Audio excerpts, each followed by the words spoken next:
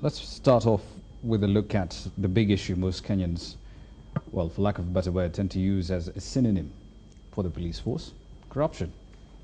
Unfortunately, or fortunately, depends on how you look at it, for most Kenyans, graft on the police force seem to be tied at the hip. And the recent strike by public service vehicle operators seems to, well, be a pointer of that kind of frustration. What's being done about that? Whereas I don't take the recent strike by operators as a credible measuring yard, I would want to admit that there is corruption. And the message we have within the police service is very simple. Kenyans, the government, basically the world, has chosen to back up the police department for change. When you look at the Ransley report, there is a very reasonable human resource management package.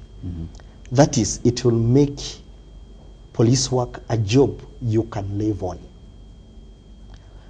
When you look at issues of equipments, and when you look at the package they have offered for a police officer to perform, it also becomes a job you can live for, including the kind of compensation they have recommended for officers who are injured or die on duty for one reason or the other. For a police officer to overlook that now and go and take 50 shillings from a matatu driver, it will be a very serious betrayal of the society. But would it be reasonable to expect someone who's making 10,000 shillings a month now to actually take your message, not at face value, but actually entrench it in their daily lifestyle? Would that be reasonable? Well, let me tell you one thing, Rama. Remember that we have officers now in Turkana, in Samburu, in so many places where the officers themselves, very many, a big percentage, in GSU and in other offices, where basically they are the ones who share their meager ration with the public. And therefore the people who make others be measured and be branded corrupt are a very small percentage. And what we have said as the police service, the current leadership team, and I'm telling you the rank and file, we are saying that nothing will stop between us and reforms. If you cannot shape up this time round, look at the quality of the team to implement this reform. All of us know Titus Naikuni. Look at their whatever.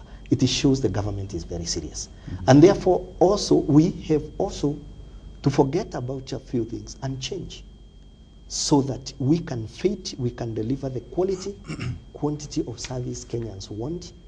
And I think that also will fade away with this kind of, if this package is, the current tempo, if it is maintained, by the end of 2 years, I think we shall carry out a survey and Kenyans will have changed their mind about the police officer. Dr. Kara, from what the police spokesperson is saying, it sounds as if jacking up the pay of the rank and file of police officers would be the sort of magic bullet, as it were, as far as corruption is concerned. Is that a valid argument?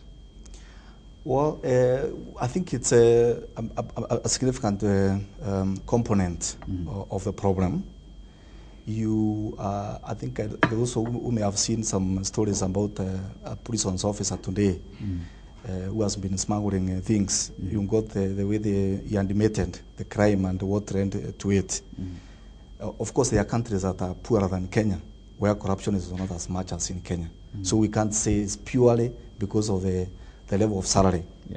So, but the approach we took is that, first of all, remove any excuses from the officers. It's not proper to pay them, you know, such a very, very low pay compared to people who have similar training, similar experience working elsewhere in the military, or working some even like junior clerks working elsewhere.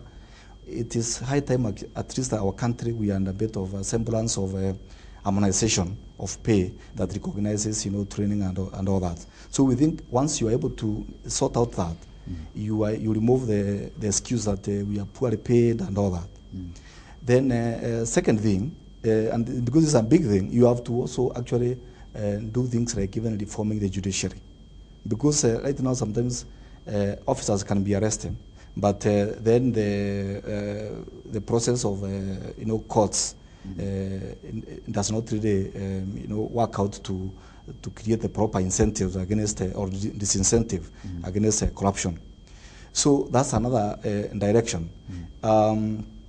So we are thinking this is something that has to be changed. And even Kenyans, corruption, to change it from the police, we must also not forget that as Kenyans, if I'm overspeeding, and I meet a police officer, it has become almost natural that I want to go into the pocket. Reach for your wallet. Yes, first, to give something and get over and get to my destination.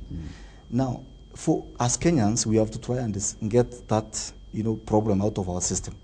That giving and bribe should not be the first thing that we are always thinking about. So it is a problem. I wouldn't want to actually lump the problem of corruption to police alone. It is a problem it's more of a social problem. Yes, we have to tackle it as Kenyans. We have to tackle it through the judiciary, the police themselves. Why we've chosen to really, we are thinking the reforms here will be able to help a lot, is because the nature of their work. Yeah. If they can be stopped from corruption, then they will be very, very aggressive in enforcing the law and stopping others from doing it. Dr. Tieno, you have a fairly interesting perspective on this matter. Much as we can say it's a wider social problem, are we not treating just the symptom but not the disease here? Yeah, I think the solution, a good example will be the matatu industry, for example, where one of the proposals was actually to get the police out of matatu industry, actually owning matatus, which is a good thing. But it is a strategy. It's not a solution to actually corruption in the sector. The government must start treating matatu industry as a service industry, and we must make it professional. We can't keep treating it as an extension of Juakali.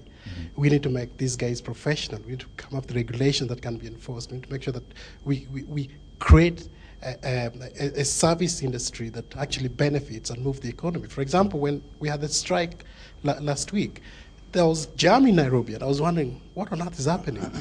The matatus are off the road, but the roads are clogged.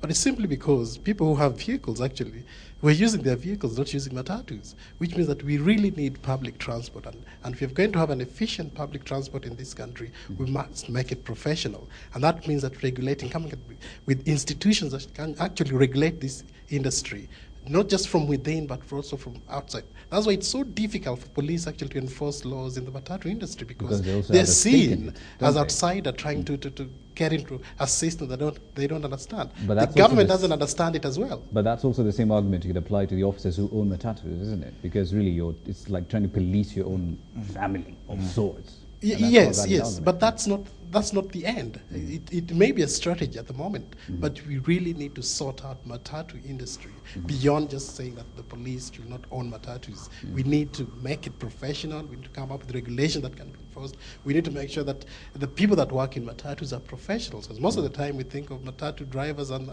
makangas as criminals to us. We don't trust them. So we really need to make that industry more professional, customer-friendly, and that requires government intervention.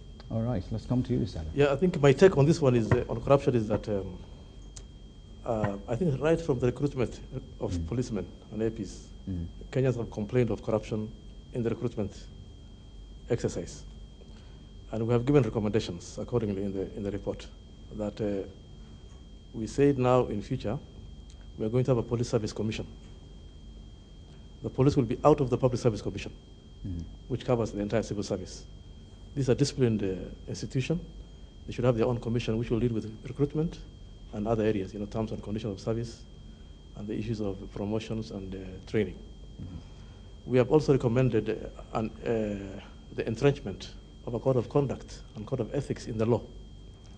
We're going to review the Police Act and the AP Act, and we are going to entrench a code of conduct where every officer on leaving training, he or she will sign.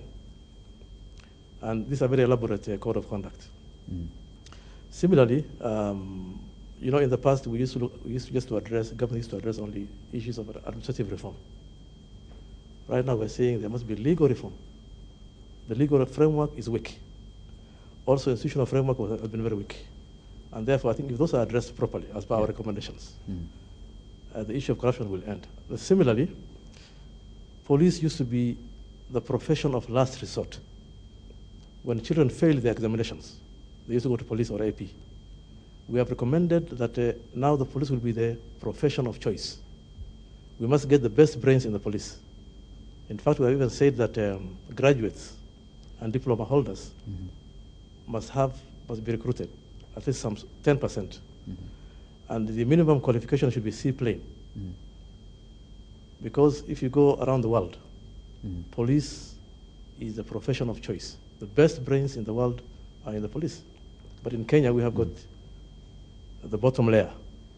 It's an interesting argument. I'm sorry, I have to jump in because you're just about to come into an ad break, but we will, of course, continue this particular discussion right here on Newsnight. We'll be tackling quite a few other matters in that particular line of police reform. We'll be back in just a moment right here on Newsnight.